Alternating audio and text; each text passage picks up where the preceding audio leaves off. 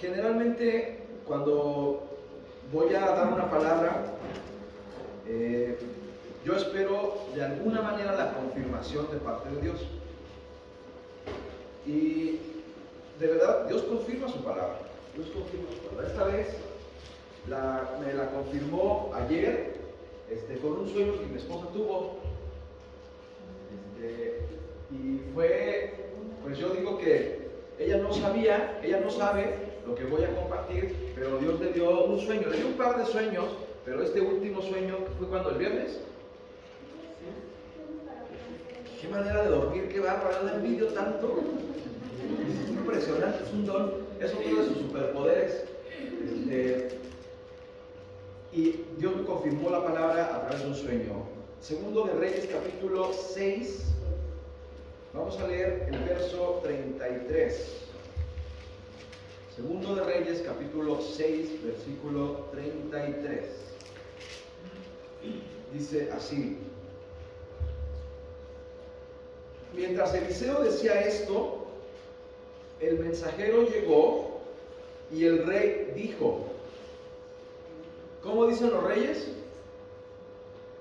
Todo este sufrimiento viene de Dios. ¿Puede repetir conmigo esto? Sí. Todo este sufrimiento viene de parte de Dios. Todo esto que estoy pasando viene de parte de Dios. Ahora, lo interesante es la pregunta crítica, reflexión que hace el rey, que es: ¿para qué tengo que esperar más a Dios? Mira la pregunta. Esta versión dice: ¿por qué seguiré esperando a Dios? ¿Por qué seguiré esperando en Dios? Aquí hay aparentemente una contradicción, porque el rey sabe en su corazón que todo esto que está sucediendo, todo esto que él de manera personal está pasando, y no solamente de una manera personal, sino que todo el pueblo estaba viviendo una situación mala, y el rey sabe en su corazón que todo eso viene de parte de Dios, que todo ese sufrimiento viene de parte de Dios. Y se pregunta, ¿por qué tengo que seguir esperando en Dios? ¿No está raro el razonamiento? ¿No está contradictorio el razonamiento? Si viene de Dios, Dios tiene el control, ¿sí o no? Sí. Y él se engaña y pregunta, ¿por qué lo voy a seguir esperando? Como diciendo, ya no lo voy a seguir esperando, ya no quiero seguir esperando, ya me cansé de estar esperando, ya no puedo más, ya no puedo seguir esperando. Y cuando no puedes seguir esperando, la consecuencia lógica es que tú empiezas a hacer la chamba. Es como decir, a ver, ya, quítate, mejor lo hago yo. ¿Quién ha tenido algún compañero, algún familiar que le encargas algo y es lento? O no lento, pero a lo mejor es muy cuidadoso, muy detallista, le pide permiso a una mano, luego a la otra, luego a un pie, y dices, ay, ya, a ver, compe, yo soy así, dame chance, quítate. Y el rey está tomando la misma actitud, pero con Dios. ¿Sí? Vamos a ver. Mi Dios, te doy gracias, Señor. Te doy gracias, Señor, en esta mañana, Señor. Gracias porque tú confirmas tu palabra, Señor. Ahora te pido, Dios, que hables a nuestro corazón, Señor. Sigue hablando en nuestro corazón, Señor. Sigue haciendo mella en nuestro corazón, Señor. Sigue trabajando todo lo que no te agrada, Señor, en mi corazón, Señor. Pues es tuyo, Señor. Pues es tuyo, Señor. Todos los que estamos aquí, Señor, somos tuyos, Señor. Y estamos dispuestos a escuchar tu voz, Señor. Abre mis ojos, abre mis oídos espirituales para escucharte claramente, Señor. Dame dirección, Señor. Dame dirección a través de tu palabra, Señor. Yo la recibo en el nombre de Jesús. Amén y amén. Este rey, por cierto, era un rey llamado Acab. Acab tiene una historia larga y una historia complicada. Para ubicarlo un poco más, Acab era esposo de Ni más ni menos que de Jezabel. Jezabel era una mujer que mataba a los profetas. Jezabel era una mujer de esas tremendas que además de matar a los profetas los perseguía hasta aterrorizarlos. Jezabel, una de sus hazañas fue aterrorizar al mismísimo Elías. Jezabel provocó que ese tremendo hombre de Dios se metiera en una cueva. Dijera, ya no puedo más, ya no quiero vivir, Dios. Imagínense una mujer provocando una depresión a un hombre. ¿Cuándo se ha visto eso? ¿Cuándo se ha visto eso? Sí, no, imposible. Allá andaba Elías llorando por los rincones por culpa de Jezabel. Efectivamente, entonces ese era Jezabel y Acab estaba casado con... ¿Cómo le habrá ido al pobre Acab? Si eso hacía con alguien que no era su esposo, imagínense qué le hacía a su esposo.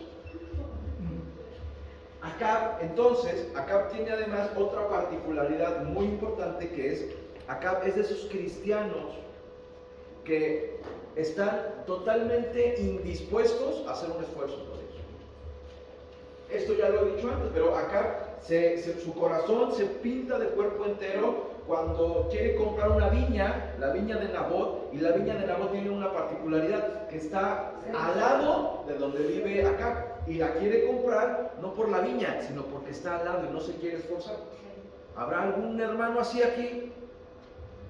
¿Varones? ¿Habrá algún varón así? ¿Vamos a Gabaón? Sí. ¿Vamos a Gabaón? No exagere, está muy lejos, es fin de semana, no exagere, ¿verdad que no hay aquí ningún acá? No. Aquí puros esforzados, puros como David, esforzados, valerosos, varones. Amén. Amén. Aquí no hay ninguna acá, ni ninguna Jezabel, ni ninguna. Bueno, esa es Acab, pero Acab tiene otra característica que se va a reflejar en este pasaje. Acab es un cristiano desesperado. Es un tipo de cristiano que quiere una relación con Dios, pero quiere ver sus milagros, quiere ver su obra, quiere ver los cambios que Dios promete en este momento. Ya, los necesito ya. Señor, si me vas a ayudar, que sea ahorita. Ya mañana no, Señor. Ahorita ayúdame. Ese es Acab. Vamos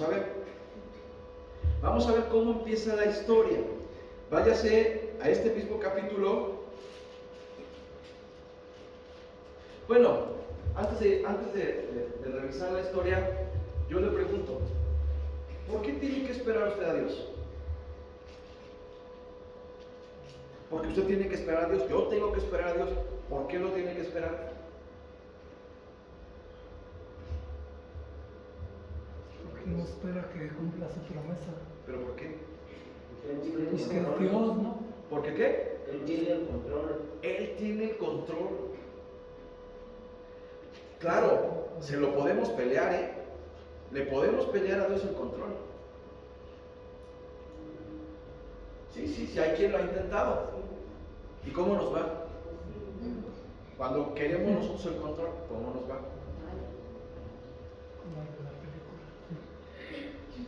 Bueno, esa es la gran pregunta. Capítulo 6, versículo 8. Capítulo 6, versículo 8 del segundo libro de los Reyes, capítulo 6, verso 8. Fíjense.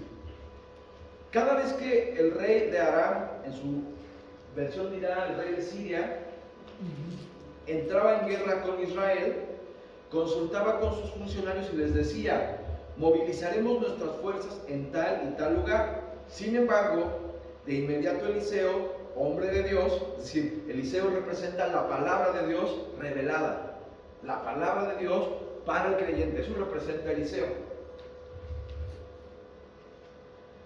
Movilizaremos nuestras fuerzas en tal y tal lugar. Sin embargo, de inmediato Eliseo, hombre de Dios, le advertía al rey de Israel, esto es, a Acab: no te acerques a este lugar, porque allí los arameos piensan movilizar sus tropas.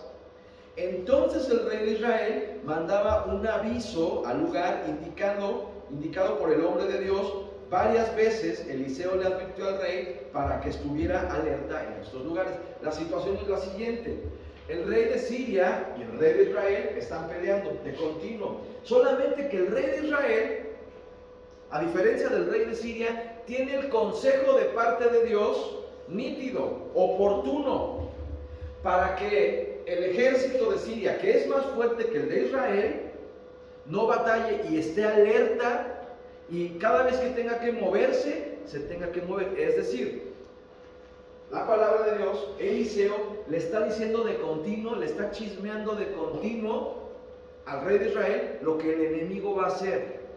Y entonces el rey de Israel no pasa por el lugar en donde va a estar el enemigo y esquiva al enemigo, de manera que el enemigo nunca lo alcanza, gracias a la palabra de Dios. Es decir, la palabra de Dios le evita de continuo conflictos al rey de Israel. ¿No nos da gusto eso? A mí me da mucho gusto que gracias a la palabra de Dios se eviten conflictos en mi vida. Aquí el rey tiene una relación con el profeta, tiene una relación con la palabra de Dios, y de continuo Eliseo le está advirtiendo: mira, si te vas por allá, te va a caer el enemigo. Si te vas por allá, te va a caer el enemigo. Quédate aquí. Es una maravilla. Es un mapa de ruta preciso para evitarle conflicto al rey, para evitarnos conflictos a nosotros. Y todo va muy bien. Todo va muy bien. Vamos a seguir leyendo. O sea, mira, hermano, si tú no tienes conflictos en la vida, gracias a que obedeces la palabra de Dios, a que escuchas la palabra de Dios, a que te vas por el camino que Dios te da, ¡qué maravilla! ¡Qué maravilla es vivir la vida sin conflictos! ¿Sí o no?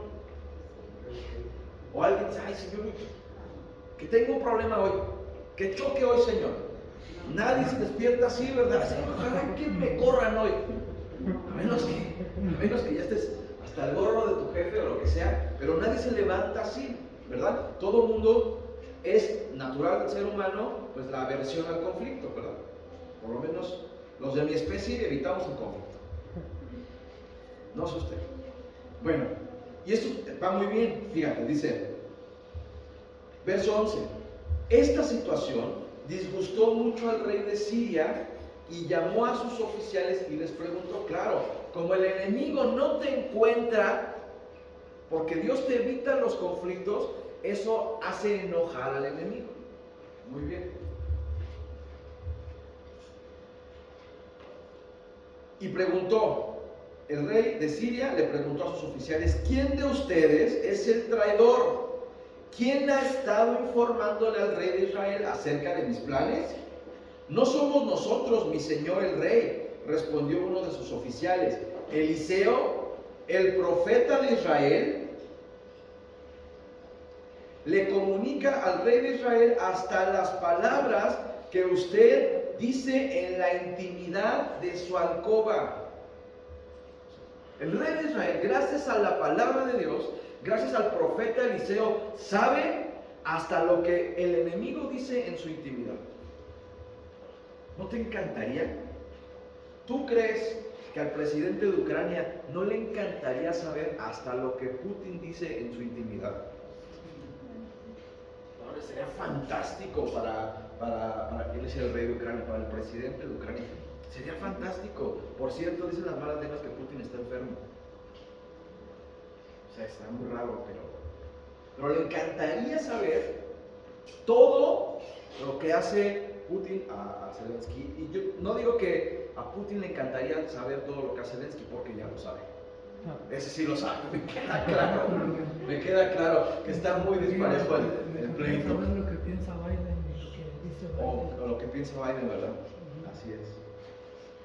Bueno, vamos a seguir leyendo. No somos nosotros, Señor.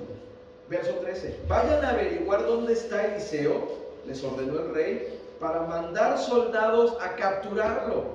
La intención del enemigo es matar la palabra en nuestros corazones.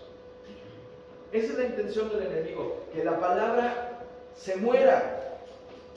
Esa es la intención del enemigo. Que no haya en nosotros más palabra, porque es la palabra la que te revela por dónde caminar. Pero si el enemigo mata la palabra, fíjate, no matarte a ti, matar la palabra y matar tu fe en la palabra. Cuando el enemigo hace eso, entonces ya te derrotó. Acto seguido va por tu vida, pero lo primero que va a hacer es derrotar la palabra en tu vida, derrotar tu fe en la palabra. Y entonces el enemigo anda sobres para que tú pierdas la fe, para que tú digas, ¿será que es cierta la palabra?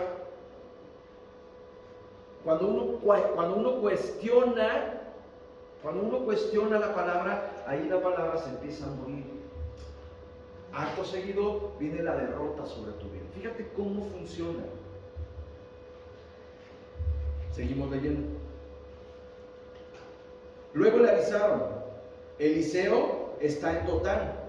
Así que una noche el rey de Aram envió un gran ejército con muchos caballos y carros de guerra para rodear la ciudad.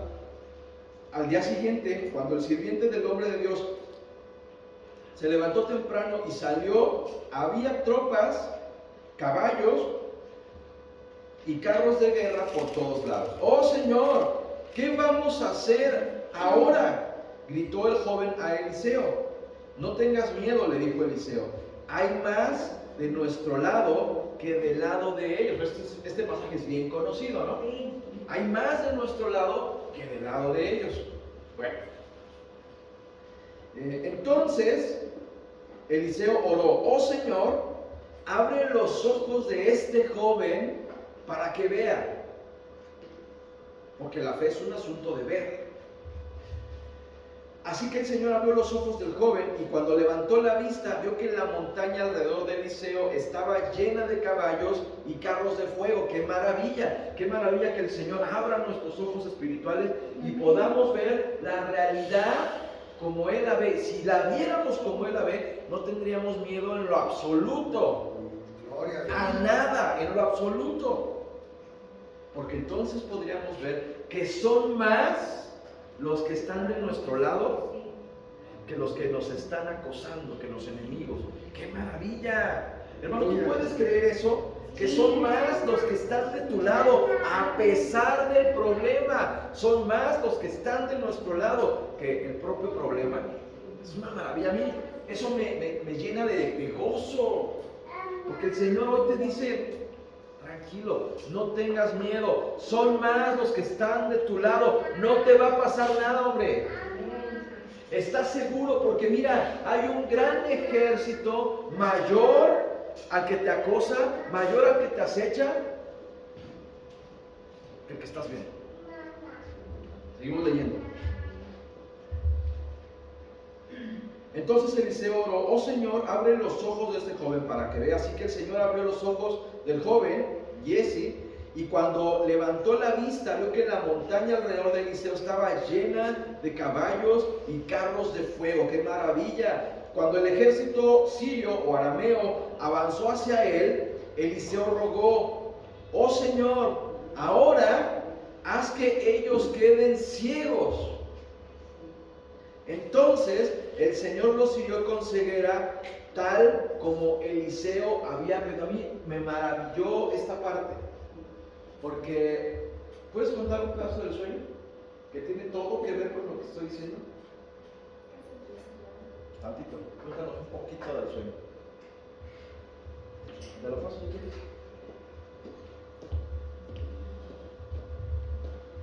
Bueno, pues resulta que estábamos como en una especie de montañas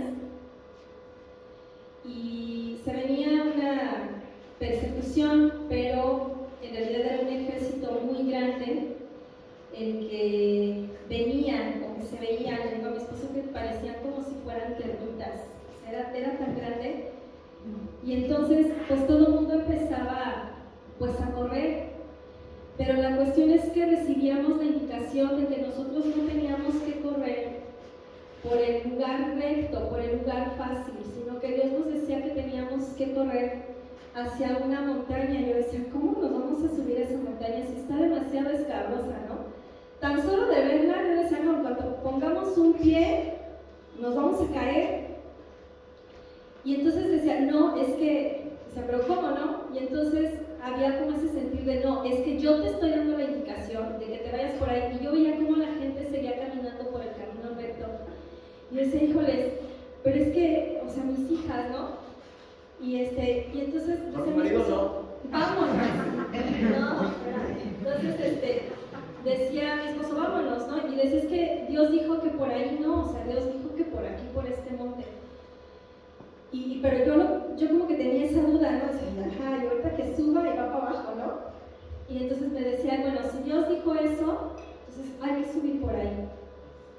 Dije, bueno, pues agarra a las niñas, ¿no? Entonces él agarraba a una de mis hijas y yo agarraba a la chiquita. A las dos más grandes las agarraba él y yo agarraba a la chiquita. Y empezamos a subir y era tan raro porque se veía escabrosa la montaña, pero no pasaba nada, no se derrumbaba, no pasaba nada. Y decía, no, pues, o sea, sí, entonces es por aquí, ¿no? Pero mucha gente veía cómo seguía caminando y corriendo con desesperación y se acercaba el ejército enemigo y nosotros íbamos pasando porque había gente que sí nos escuchaba, le decíamos, es que Dios ha dicho que por ahí no es, tenemos que seguir por aquí y hubo gente que sí creyó y hubo otra gente que no. El caso es que la gente que no creyó, el enemigo, el ejército que venía lo empezó a consumir, o sea, los iban matando. Y nosotros íbamos subiendo y entonces digo a mi esposo que yo un sueño muy raro porque cuando venía todo el ejército ya detrás de los que ya íbamos subiendo, la montaña se empezó a desmoronar, pero librando a todos los que ya íbamos hacia arriba. Y veían cómo las faldas de la montaña se enrojecían como si fueran piedras vivas, como con lava, cuando se ve esa lava que está muy rojo. Y entonces todo el ejército se iba consumiendo por esa lava. Pero la idea era que teníamos que llegar y que teníamos que llegar hasta arriba. Y entonces yo decía, no, es que es de Dios, porque lo que está pasando ahorita es exactamente lo que pasó con el pueblo de Israel. Eran otras circunstancias, pero era exactamente el mismo efecto, el mismo poder. Así como Dios había abierto el mar para que su pueblo pasara, ahora el Señor estaba dándonos paso por la montaña y la montaña se iba desmoronando para que su pueblo no fuera tocado. ¿Hasta dónde? Hasta la parte creo que es, creo que era... ¿De los cocodrilos? ¿De los cocodrilos?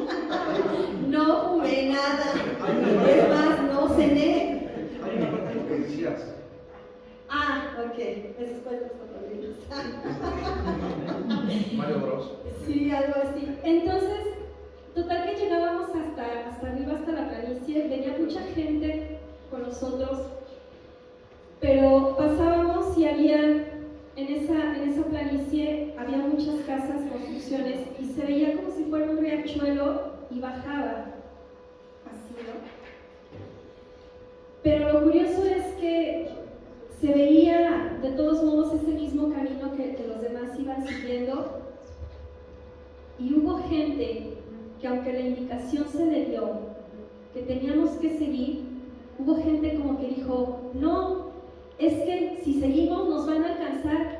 Y yo seguía la misma, no, es que Dios nos dio esa indicación, tenemos que seguir, ya no había monte, pero tenemos que seguir derecho, ¿no?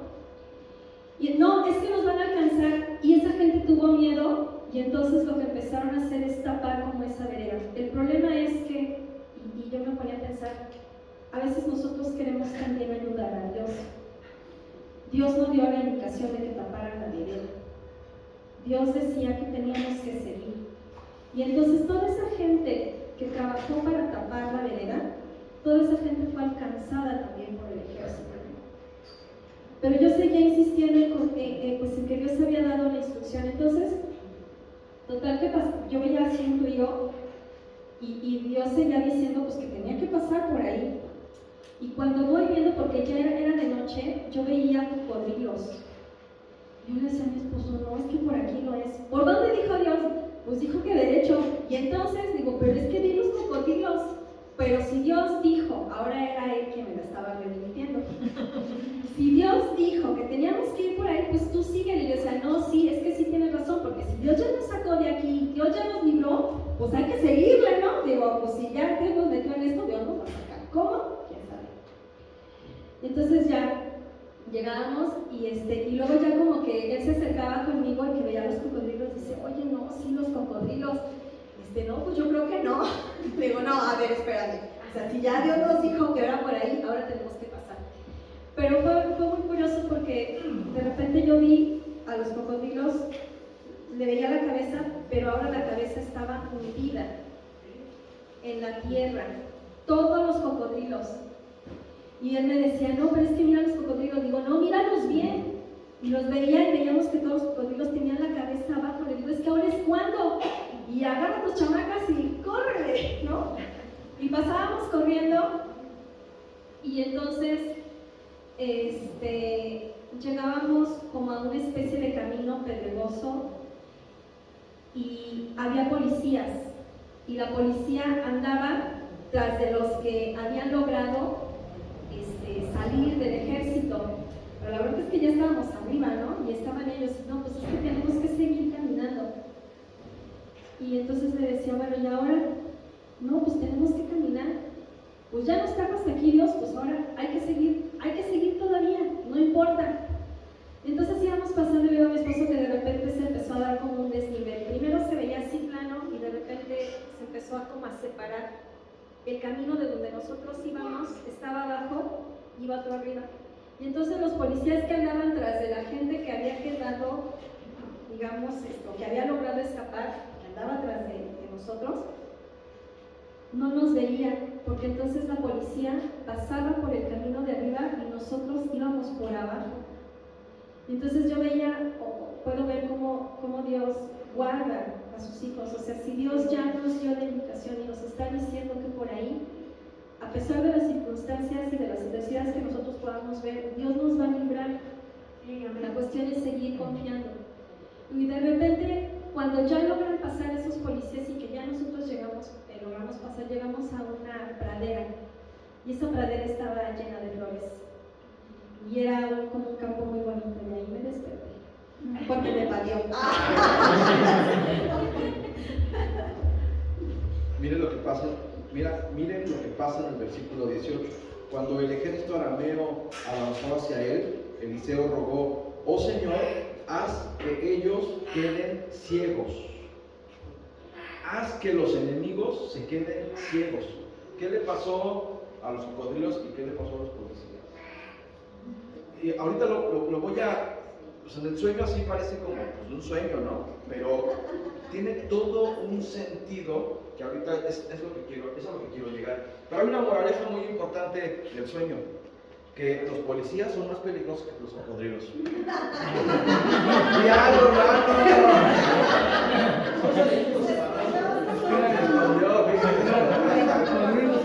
ya lo dijo Dios.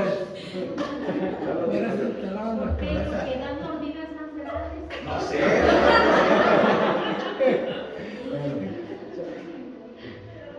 A mí, cuando mi esposa me estaba contando eso, me acordé mucho de este versículo y cómo los enemigos son enceguecidos. Pero vamos a seguir leyendo para que usted vea la historia y me entienda lo que quiero decir. 19. Luego Eliseo salió y les dijo, ustedes vinieron por el camino equivocado. Esta no es la ciudad correcta. O sea, Eliseo está engañando a los enemigos que ya están ciegos, que Dios los enceguece y los engaña. Ok. Y los llevaré, pero ojo, el personaje central acá es Acab. No lo pierda de vista. Aquí no aparece Acab todavía, solamente Eliseo y la palabra, cómo la palabra confronta a los enemigos, etc. Muy bien. Luego Eliseo salió y les dijo, ustedes vinieron por el camino equivocado, esta no es la ciudad correcta, síganme y los llevaré a donde está el hombre que buscan, que era él, pero los estaba engañando. Pero ojo, en realidad el ejército estaba buscando a la palabra, pero el pleito no era primeramente con la palabra, sino contra Acab, ¿sí? Contra Acab, es decir, el enemigo trae un pleito contigo, pero no te puede hacer nada directamente si tú guardas la palabra, si tú crees la palabra, si tú sigues la palabra. Si entonces lo que el enemigo tiene que hacer es derrotar la palabra en ti, derrotar tu fe, y cuando eso sucede, entonces estás vulnerable y estás a merced del enemigo. ¿Sí? Ok. Entonces, primero, la lógica es que el enemigo quería derrotar a Eliseo, que representaba la palabra, representaba la fe y el poder de Dios en la vida de Acab. Si derrotaba a Eliseo, entonces tenía en bandeja de plata a Acab. ¿Me sigue? Sí. No se me pierda. Ok. Verso 20. Apenas entraron en Samaria, Eliseo pidió en oración: oh Señor, ahora ábreles los ojos para que vean. Entonces el Señor les abrió los ojos y se dieron cuenta que estaban en el centro de la ciudad de Samaria. Fíjate, qué raro. Primero, Eliseo les dice: bueno, ahora Señor, enceguece a mis enemigos. Eso está muy bien, que Dios enceguezca a tus enemigos para que nunca te encuentren. Eso está muy bien, ¿sí o no? Sí. Que nunca te encuentre la pobreza, que nunca te encuentre la enfermedad, que nunca te encuentre el miedo, que nunca te encuentre la incertidumbre, que nunca te encuentre ninguno de esos enemigos. Bendito Dios. Bendito Dios. Pero ahora, Eliseo dice: ahora que los enemigos vean. Que ahora tus enemigos te vean. ¿Tú qué dices? Amén. Sí, que me encuentre la pobreza, que me encuentre la enfermedad, que me encuentre qué. ¿Tú dices eso? Dices: ¿qué onda, Señor? ¿Sí? Sí. Ok. Vamos a seguir leyendo. Verso 21. Cuando el rey de Israel los vio, cuando el rey de Israel ve que Eliseo le puso a los enemigos en el patio de su casa, Eliseo saltó de gusto. ¡Qué bueno! Perdón, el rey de Israel, Acab, saltó de gusto. ¡Ay, qué bueno que trajiste a mis enemigos! Gracias, Dios, que me trajiste al enemigo, que el enemigo está en el patio de mi casa. Gracias. Fíjate cómo primero Eliseo encegueza a los enemigos y después los hace que vean y los pone justo en su casa. ¿No es eso extraño? Es como para saber, bueno, ¿de qué lado estás, Dios? ¿Conmigo o del lado del enemigo? ¿Nunca te has preguntado eso? Bueno, Señor, ¿qué onda? ¿Por qué? Primero parece que me va bien y me ayudas, y después me va mal y pones al enemigo aquí. ¿Por qué, Señor? ¿Por qué? ¿Por qué? ¿Por qué Dios quiere probar tu corazón? Porque el corazón del hombre no se prueba cuando todo va bien. El corazón del hombre no se prueba cuando no hay enemigos o cuando los enemigos no te encuentran. Ahí no se prueba el corazón del hombre. El corazón del hombre se prueba cuando el enemigo te encuentra y te lo topas de frente. Ahí se prueba el corazón del hombre. Ahí se prueba el corazón del hombre. Ahí, y fíjate, Dios pone el bien, pero también el mal. ¿Me escuchó bien? Dios también te pone al mal de frente. Para probar el corazón, para probar mi corazón. Vamos a seguir leyendo. Verso 21. Cuando el rey de Israel los vio, gritó a Eliseo: ¿los mato, padre mío? ¿Los mato? Tú dirás: lo tengo al enemigo aquí, le doy, ¿sí o no? Ya lo tengo aquí a pensar, me lo voy a echar. Esa es la lógica. Y Dios, a través de Eliseo, le dice una cosa súper desconcertante. Dice: claro que no mates al enemigo. Eso nosotros no acostumbramos a hacer con el enemigo. No acostumbramos a matar a nuestros prisioneros. Y Dios le dice: dales de comer. ¡Ah, caray! ¿Cómo de que no voy a matar al enemigo? ¿Cómo que lo voy a poner gordito? ¿Cómo que lo voy a alimentar? ¿No es eso extraño? ¿Y no es eso absurdo? ¿No es absurdo? Es completamente absurdo, pero ¿sabes qué? Es la palabra de Dios. Es la palabra de Dios. Hermano, tú date cuenta que la Biblia está llena, pero llena, no digo llena, repleta de cosas e instrucciones absurdas. Ser cristiano es vivir en el absurdo, es absolutamente ilógico. Totalmente ilógico, totalmente. ¿Cómo de que, Señor, cómo me pides que diezme si apenas me alcanza para comer? ¿Cómo me lo pides? Es que es la palabra de Dios, así de absurdo es. Señor, ¿cómo que me aguante con este marido que me pega? Oye, pues si le pega, digamos. Y le echamos motor y se la regresamos. Pero hermano, es que Dios da instrucciones tan absurdas,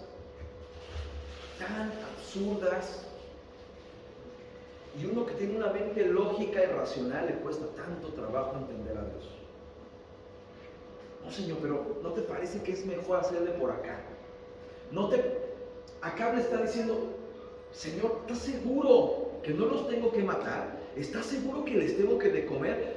Que les tengo que dar, pero si son el enemigo, ¿cómo le voy a dar de comer si es el enemigo? ¿Cómo me pides, Señor, que pase por un río lleno de cocodrilos? ¿Cómo me lo pides? ¿No ves que tengo hijas, Señor?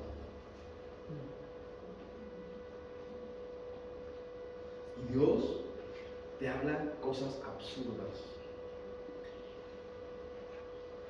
Yo digo a veces que cuanto más absurda es la indicación, más se parece a una instrucción de parte de Dios para tu vida.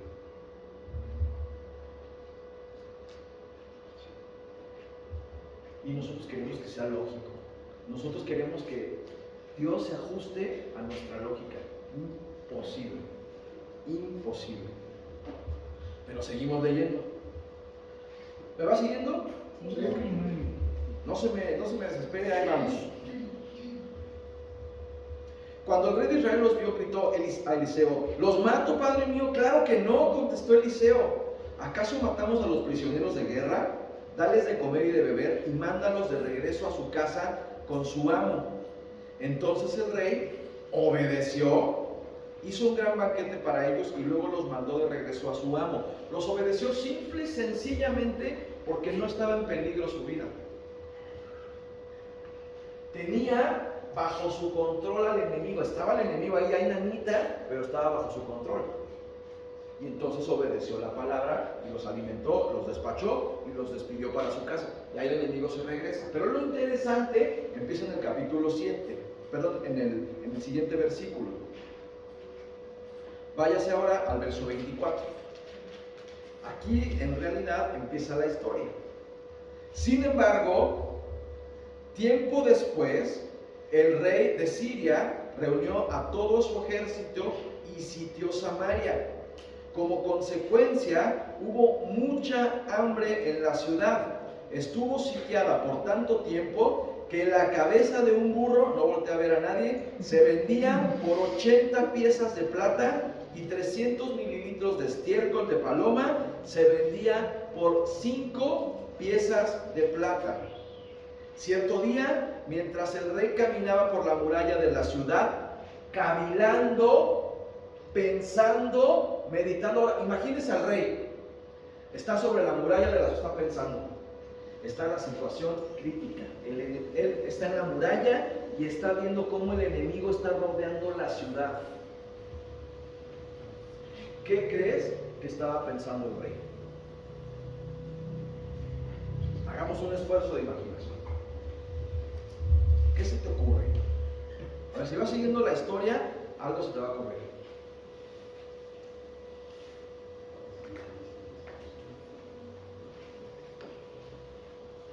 Yo que soy un perverso de primera, que mi mente está retorcida, pero estoy en regeneración, sin duda.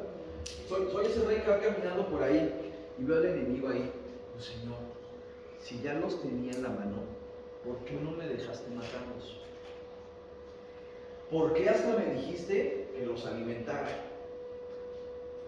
¿Por qué hasta me dijiste que los despachara y los mandara en paz? Señor, si ahí los tenía y los pude haber matado, ¿por qué no me dejaste matarlos? Yo que tengo una mente retorcida, hubiera empezado a cuestionar a Dios. Señor, no te entiendo. Si los pude haber matado y luego me los regresas, ¿por qué? Yo no he superado la etapa del por qué. No es cierto, ya la superé. Ya superé mi etapa. Señor, ¿qué onda? No te entiendo, Dios, no te entiendo. No te entiendo. Perdón, hermano, ¿me vas siguiendo? O sea, el rey los pudo haber matado ahí, los tenía a merced. Y sin embargo, Dios le da una instrucción exactamente contraria. Le dice, alimentalos y fortalécelos. ¿Ok? Muy bien, pues te obedezco, Dios. Pero a la siguiente cena, no sé si pasaron 2 semanas, 3 semanas, un mes, no sé cuánto tiempo pasó, el enemigo regresó fortalecido a matarlos. Es como cuando, Señor, a ver, tú me dijiste eso y me está yendo peor. ¿Por qué? Si tú me lo dijiste, ¿por qué? Así tan ilógico, tan absurdo, pero ¿sabes qué me queda claro? Dios tiene el control. Dios tiene el control. Si Dios dijo, Dios hará, Él sabrá cómo. Me queda claro que tú y yo no sabemos cómo actúa Dios, pero Dios sí sabe cómo va a actuar y Él tiene el control. Así es que si Dios te dijo que por aquí y no te está yendo bien, no tengas miedo porque Él lo va a resolver. ¿Cómo y cuándo? Solamente Él sabe. Pero tú y yo esperamos.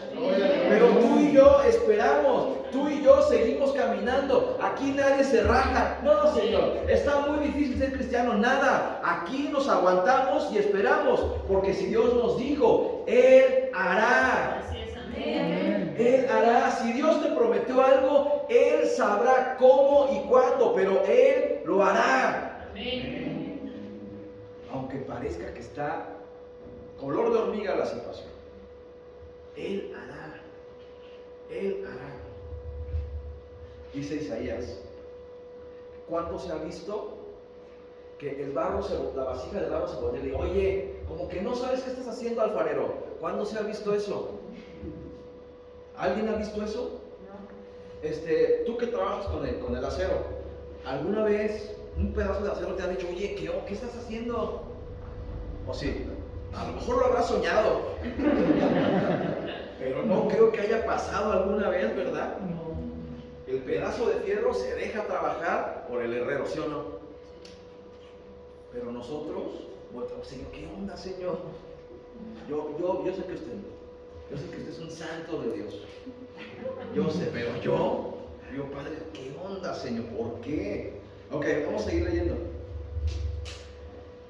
Verso 26. Entonces imagínate al rey caminando ahí. Señor, ¿qué onda? No te entiendo, Señor. ¿De veras fue tu palabra? ¿No te habrás equivocado en decirme que los alimente? Pues ya los tengo aquí y me van a matar y son un chorro, Señor. ¿No te habrás equivocado?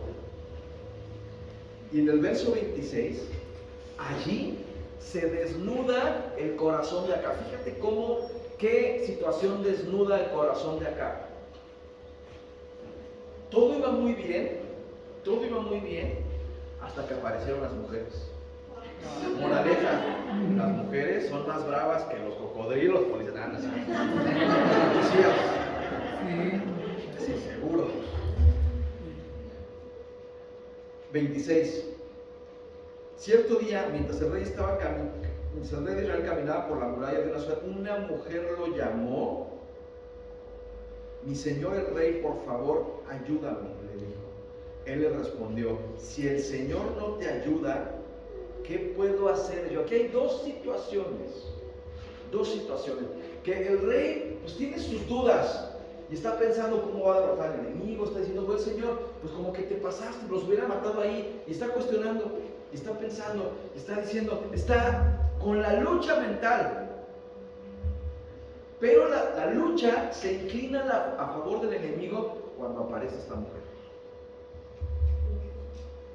Dicho de otra manera, al rey le tocan las emociones y los sentimientos. Allí, en ese momento, el rey dice, no, Dios tiene la culpa y me las va a pagar y ya no me voy a aguantar y voy a hacer mi voluntad. Si Dios no me ayuda, entonces yo lo voy a hacer. Le empiezan al rey, la mujer, el rey no resiste ver a una mujer que está sufriendo, y no solamente era una, era un par de mujeres haciendo una cosa verdaderamente dramática. Se comieron al hijo de una mujer y entonces le dicen, no, ya no puedo. ¿Qué onda contigo, Dios? Y entonces el corazón del rey verdaderamente se revela y queda claro que en el corazón del rey hay rebeldía, hay una absoluta impaciencia. Y cuando hay impaciencia en el corazón del hombre, entonces el hombre desnuda su corazón y saca al rebelde que lleva adentro. Pero no está muy contento porque Dios le ayuda, no lo entiende, pero Dios le ayuda, todo va bien. Pero cuando se empieza a tornar difícil la situación, entonces el corazón verdadero de Acab sale y se muestra como un rebelde, como un desesperado, como alguien que quiere hacer la obra por su propia mano. Por su propia mano. Un desesperado. Un desesperado. Qué sencillo es. Mala la desesperación en el corazón. Mala la desesperación. Cuando Dios nos manda a esperar. Espera. Espera. Ese hombre, esa mujer va a cambiar. Espera. Espera. Espera, Señor, pero es que tú no lo conoces. Dios lo conoce perfectamente. Espera. Amén. Espera. Aunque tú digas, no me hola, espera. Espera. No desesperes. Espera. Dice Isaías 40, 29 al 31. Alguien que me ayude, por favor.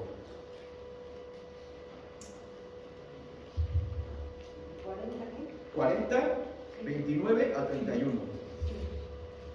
Él da esfuerzo al cansado y multiplica las fuerzas al que no tiene ninguna. Los muchachos se fatigan y se cansan, los jóvenes flaquean y caen, pero los que esperan, pero los que esperan, pero los que esperan, pero los que esperan, pero los que esperan en el Señor, pero los que esperan en el Señor, no los que se desesperan, no los que quieren hacer las cosas por ellos mismos, los que esperan, los que esperamos. ¿Qué dice? tendrán nuevas fuerzas. Tendrán nuevas fuerzas. Tendrán nuevas fuerzas. No dice que vean, dice que tan solo esperar en Él. ¿Por qué tenemos que esperar en Él? Porque Él renueva nuestras fuerzas. Porque si Él lo dijo, Él lo va a hacer y lo va a cumplir. Tú y yo tenemos que esperar, tenemos que resistir, tenemos que confiar. Amén. En su palabra, no tenemos otra cosa más que su palabra, es lo único que tenemos, hermano, date cuenta, solamente tenemos su palabra. A mí me queda cada vez más claro que ni siquiera me tengo a mí mismo, lo único que tengo es su palabra, y si Él dijo, pues ni modo, me aguanto, confío y espero hasta que Él lo resuelva, y Él lo va a hacer. Él lo va a hacer porque Él lo prometió. Él sabrá cómo y Él sabrá cuándo. Yo nada más digo, Señor, apúrale, no seas malo, apúrale, Señor, por favor, acuérdate que soy tu hijo, que soy tu padre. Medio le quiero hacer manita de puerco sentimental a Dios, para que se apure. Amén. Pero Él lo va a hacer, Él lo va a hacer. ¿Quién sabe cómo, hermano? ¿Quién sabe cómo? Fíjate, aquí va un cómo. De esos cómo que solamente Dios sabe, que solamente Dios puede. Verso 30. Cuando el rey oyó esto, o sea, que la situación estaba crítica y le movieron el sentimiento, fíjate, porque esperar es justamente que nada te mueva ni la emoción ni el sentimiento. ¿Quién puede decir, ay, Señor, mi hija no tiene zapatos? Señor, no puedo, no me aguanto, mi hija está sufriendo. ¿Quién puede decir, me aguanto? ¿Quién puede decir, está complicado? Pero si Dios dijo, espera, Él sabe por qué. Bueno, 30. Cuando el rey oyó esto, rasgó sus vestiduras en señal de ¿qué? Aquí dice, en señal de desesperación, verso 30. Vamos en el 30. Bueno, aquí dice que en señal de desesperación. La desesperación es justo lo contrario a esperar. Justo lo contrario. La gente pudo ver que debajo del manto real tenía tela áspera, o sea, silicio, puesta directamente sobre la piel. Entonces el rey juró: que Dios me castigue y que aún me mate si hoy mismo no separo la cabeza de Eliseo de sus hombros. Que Dios me mate si no le corto la cabeza a Eliseo. Versículos antes acababa de decir: Padre mío, pues ¿cuál Padre mío? 10 versículos después lo quería matar. 10 versículos antes era bien cristiano, no, sí, le voy a echar ganas, y Dios está conmigo. 10 versículos después, ¿dónde está? Se volvió el diablo, hermano. El mismísimo diablo se volvió Eliseo. ¿Qué pasó? ¿Qué pasaba con su corazón? Salió el corazón de Acab, todavía no estaba transformado. La situación que está viviendo Acab, que le pasó a Acab, era para transformar su corazón. Toda una guerra se desató porque el corazón de Acab todavía no estaba listo, porque el corazón de Acab todavía no estaba transformado. ¿Me entendiste? Toda una guerra se desata para transformar tu corazón. No es Dios queriéndote fastidiar, no es. Aunque Dios mandó la situación. ¿Por qué me tratas así? Pues ¿por qué? Porque tu corazón no ha cambiado. Porque yo tengo un plan mejor para ti. El viernes lo dijo Brian. En la cruz había un propósito. En ese sufrimiento tan inconmensurable que pasó al Señor Jesús, había un propósito. Que era salvarte. Que era salvarme. Detrás de ese sufrimiento hay un propósito. Diga conmigo: salvación. Salvación, ni más ni menos, salvación. Detrás de esa dificultad no hay otro propósito más que salvarte. Un corazón no transformado no pasa. Esa es la charola que te va a permitir entrar. Seguimos leyendo. Eliseo estaba sentado en su casa con los ancianos de Israel cuando el rey mandó a un mensajero a llamarlo. Pero antes de que llegara el mensajero, Eliseo dijo a los ancianos: un asesino ya mandó a un hombre a cortarme la cabeza. Cuando llegue, cierren la puerta y déjenlo afuera. Pronto oiremos los pasos de su amo detrás de él. Mientras Eliseo decía esto, el mensajero llegó y el rey dijo: todo este sufrimiento viene de parte de Dios. No dijo lo mismo cuando el enemigo le puso la charola, le puso al enemigo bandeja de plata. No dijo: todo este regocijo viene de Dios. ¿O dijo eso? Toda esta victoria viene de Dios. No lo dijo. Pero cuando está mala la situación, entonces sí se acuerda que es culpa de Dios. ¿Y sabes qué? Sí era culpa de Dios, pero por causa de Él. Era su culpa indirecta, pues. Ay, Padre. Entonces, tú ya me puedes entender por qué nos va mal. ¿Por qué nos va mal? Y hay algo que necesita ser transformado. No es que Dios no te ame, no es que Dios no es que no sea su hijo, es que necesita gente que verdaderamente se pueda ganar el título de hijo. Y esos son los de corazón transformado. Tú, si te está llevando el río, aguanta. Mejor dile a Dios: ¿sabes qué, Señor? Enséñame qué tengo que cambiar. Enséñame qué tengo que transformar, Señor. Y yo aguanto, y yo espero, yo sé que no me vas a dejar. Hermano, no nos va a dejar. No nos va a dejar. Él tiene el control. Él tiene el control. Nosotros somos el barro y Él es el alfarero. Y de la manera más inesperada, de la manera más increíble, el Señor va a ocuparse de nuestra situación. Fíjate lo que dice aquí. Capítulo 7. Y Dios es tan bueno, porque mira, este es un burro. Acá es un burro rejego. Ay, no, es tu culpa, Dios, te pasas, no me amas, no soy tu hijo, si yo esto y lo otro, ¿por qué me maltratas, Dios? Es un burro. Está hablando, está rebuznando, está revelándose, el corazón de burro le salió. Ay, sí, ya no voy a ser cristiano, ya no voy a ofrendar, ya me voy a ir a la iglesia, nada más una vez a la semana voy a ir, porque quiero. Así, como chusma, como Kiko, así le estaba haciendo. O como don Ramón que avienta su sombrerito al piso. Así le estaba haciendo. Y Dios es tan bueno.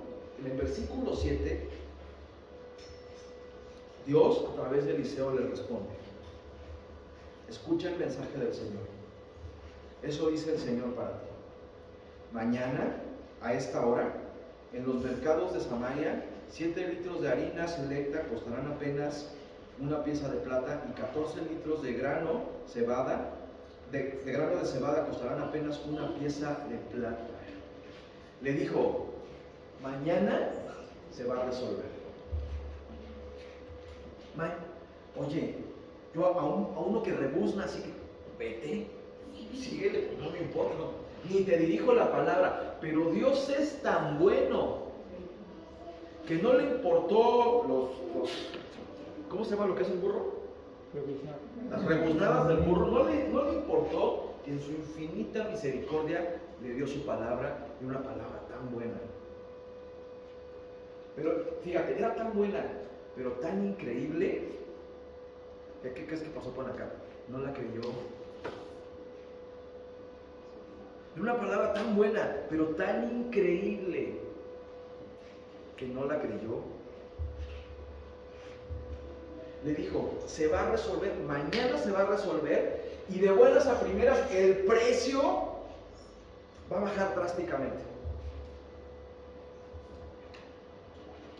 No le creía, porque era increíble la palabra. No había manera natural de que sucediera, no había manera natural de que pasara. Y luego en el tiempo que mañana se va a resolver todo. Señor, pero si la crisis está increíble, ¿cómo de que mañana? Es ilógico. Y por ilógico no lo creo. ¿Me sigue? ¿Usted se acuerda cómo resolvió Dios este problema? ¿Se acuerda? ¿O ya no se acuerda? Nadie se acuerda cómo. ¿Tú sí te acuerdas? Lo que pasa es que dice después de que fueron dos leprosos al campamento de los sirios. Y Dios los hizo huir con estruendos y algo así, ¿no? Con estruendos y demás, y van los sirios, los leprosos, y creo que le avisan a Raíz de que no había nadie en el campamento, que estaba todo y dejaron todo. Hermano, Dios resolvió el problemón con unos leprosos. ¿A quién se le hubiera ocurrido resolver el broncón, la crisis nacional, con unos cuantos leprosos?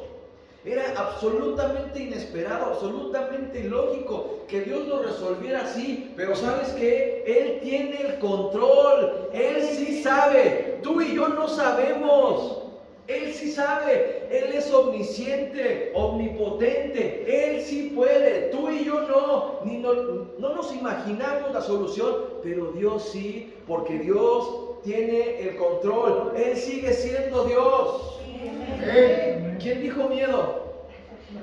¿Quién dice nada? Nada, no hay miedo. Él sabrá cómo lo va a resolver, pero Él lo va a resolver. ¿Y sabes qué? Entre más ilógico, más créelo. Si Dios te lo dijo. No, Señor, ¿te cae, Señor, que así? Pues así, increíble la resolución de Dios. Increíble. Te pongo otro ejemplo. Mira, el pueblo de Israel, dice en el libro de Esdras, y dice en Isaías, ahorita revisamos Isaías, pero dice en el libro de Esdras que el pueblo de Israel estaba siendo cautivo, y estaba fea la cautividad, mucho tiempo de cautividad, y Dios les manda a Isaías y les dice, tranquilos, que mi siervo Ciro los va a liberar. ¿Qué? Ciro, pero si ni cristiano es, si es un enemigo, ¿cómo de que a través de Ciro nos vas a liberar? Pues de esa manera increíble, de la manera más recóndita, menos esperada, Dios libró a su pueblo de la cautividad a través de Ciro. ¿Quién puede creer? Nadie lo creía porque era absurdo. Señor, Ciro se va a convertir, pero si es el mismo diablo. Pues sí, porque Él tiene el control. Él hace las cosas de lo que no es. A nadie le da gusto más que a mí. Ay, a mí sí me da gusto, Señor. Gracias, Señor. Yo creo en ti. No sé cómo le vas a hacer, pero lo vas a hacer. Pero lo vas a hacer. Y nos vamos a quedar con la boca abierta de lo que Él hace.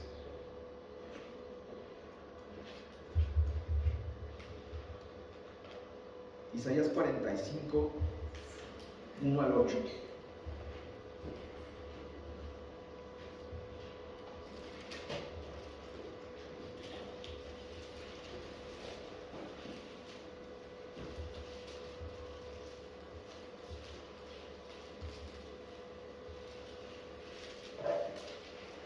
¿Qué dice? Ahí está.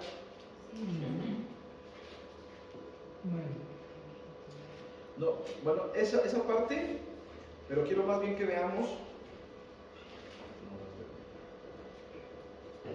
del 9 al 12. Esa parte es el contexto. Ahí Dios está diciendo, yo voy a levantar a Ciro y así, tras. Pero vea del 9 al 12, por favor. De Isaías 45. Fíjate, Dios les da una palabra tan desconcertante que Dios les dice: ay del que pleitea con su hacedor. Es que yo soy el único, ¿verdad? Si tú me conoces, soy el único que le echa bronca. Esa sonrisa me dijo todo. El tiesto con los tiestos de la tierra, dirá el barro al que lo labra: ¿qué haces? ¿O tu obra no tiene manos? Siguiente. Ay del que dice al padre: ¿por qué me engendraste? Y a la mujer: ¿por qué me pariste? Ay, si yo ni te pedí nacer, Dios. Cállese. Señor, yo no te pedí ser pastor. Cállese. Yo no se lo pedí, por cierto. Pero mira, aquí estoy con mucho gusto y con mucho amor. Así dice el Señor, el Santo de Israel y tu formador, burro. Preguntadme de las cosas por venir. Mandadme acerca de mis hijos y acerca de la obra de mi. Ándale, pregúntame. Ándale. Hay otro versículo. A ver, creo que nada más es ese. Hasta ahí puse, creo.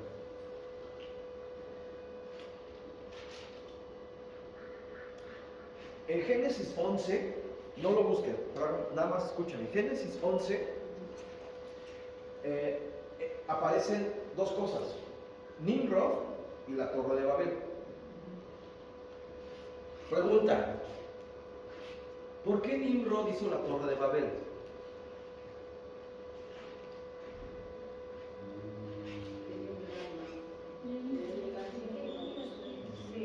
A ver, ¿quién da más opiniones? Porque quería llegar. Ok. ¿Sí? ¿Por qué? Por rebelde, evidentemente, pero hay una razón bien concreta. ¿Qué pasó antes del capítulo 11? Capítulo 10, pero ¿qué pasó en el capítulo 9 y 10?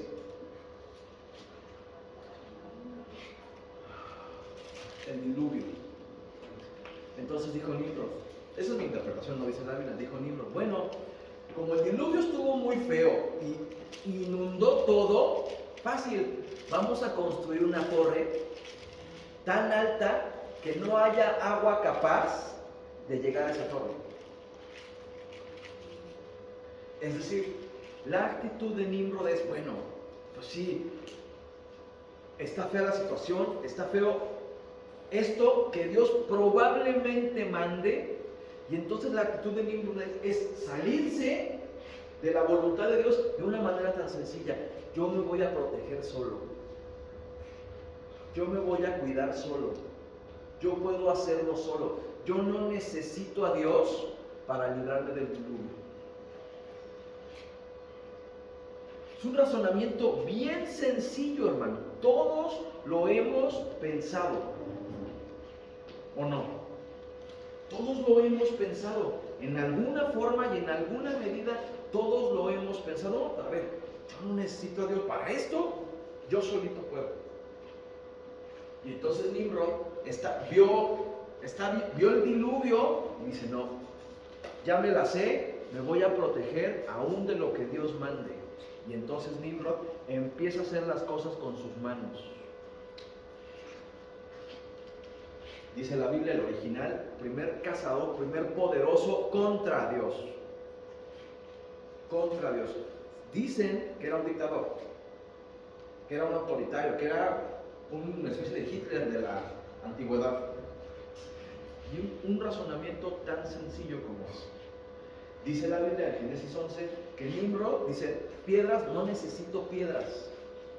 Hago mis propios ladrillos y mi propia mezcla. No necesito lo que Dios me da, con lo que yo hago y con lo que yo puedo hacer. Y quita las piedras e inaugura los ladrillos, una fabricación humana. Quita la mezcla que Dios le daba e inaugura la brea, una fabricación humana. Así de sencillo. Y se rebeló contra Dios. Y una cosa tan sencilla, tan sencilla. Hermanos, a veces pasan situaciones en nuestra vida y es tan fácil rebelarnos de la voluntad de Dios. Es tan fácil querernos salir de la voluntad de Dios. Pero lo que te está pasando, lo que sea, créeme esto, es voluntad de Dios. No es que la aceptemos así, ¿cómo diré? Sin más, pero si algo está pasando es porque Dios lo está permitiendo y Dios sabe por qué. Tú y yo solamente tenemos que decir a Dios, dime por qué, Señor, dime qué tengo que cambiar, qué tengo que hacer para salir. No decirle, Señor, sácame de esto, no. Sácame de esto, porque es bien fácil. Señor, sácame de esto, y parece muy cristiano, pero no es. O dile, Señor, ¿qué tengo que cambiar para salir de esto? Regrésate a Reyes. Ahora sigues en Reyes, ¿verdad? En el capítulo 7, verso 2, perdón. Dice, fíjate lo que dice. El funcionario que atendía al rey le dijo al hombre de Dios, eso sería imposible aunque el Señor abriera las ventanas de los cielos. Eso sería imposible aunque el Señor abriera las ventanas de los cielos. Dios va a hacer que pase esto imposible. Aunque Dios mismo viniera, este sujeto no va a cambiar. Este que me dio por marido, aunque Dios mismo bajara, no va a cambiar. Ni se te ocurra decir alguna vez una cosa así. Porque fíjate lo que le dice Eliseo. Pero Eliseo le respondió, tú vas a ver eso, pero ¿sabes qué? No lo vas a disfrutar. Ay, caray. Ay, caray. Tú vas a ver cómo otros prosperan y se sanan, aún en pandemia, pero tú, por haberlo dudado, lo vas a ver, pero no lo vas a disfrutar. Ay, caray. Vas a ver cómo otros escalan, pero tú, por dudarlo, por decir que va a ser imposible, lo vas a ver, pero no más lo vas a ver, como el chinito. Ay, Padre mío, porque en mi corazón había rebeldía. Así de sencillo y así de tremendo. Lo que pasó después es historia. Pues no solamente no lo vio, sino que lo vio y después pereció. Vio cómo los precios bajaron, vio cómo la crisis se alivianó, pero él no tuvo para disfrutarlo porque se murió aplastado. Así. Vamos a cerrar con Isaías 41, versículo 10. ¿Y sabe qué? Vamos a ponernos de pie, pasen, y vamos a leerlo juntos, pero como que lo creemos. ¿Qué le parece? Sí,